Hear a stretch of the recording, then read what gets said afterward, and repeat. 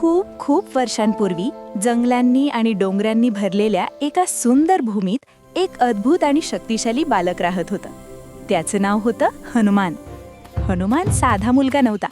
तो खूप खोडकर, चंचल आणि ऊर्जा भरलेला होता. तो दिवसभर जंगलात धावत असे, झाडावरून झाडावर उड्या मारत असे आणि प्राण्यांसोबत खेळत असे. त्याची आई अंजना त्याच्यावर खूप प्रेम करत होती, पण त्याच्या खोडकर स्वभावामुळे ती नेहमी थोडी काळजीतही असायची. एके दिवशी सकाळी हनुमानला खूप भूक लागली होती. तो फळ शोधू लागला, पण त्याला काहीच सापडलं नाही.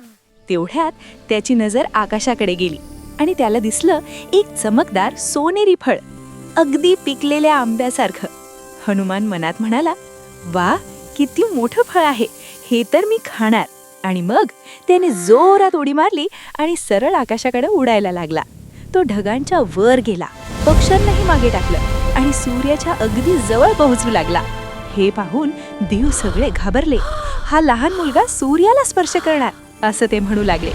देवांचा राजा इंद्र त्याने हनुमानला थांबवण्याचा निर्णय घेतला आणि त्याने आपला वज्र फेकला.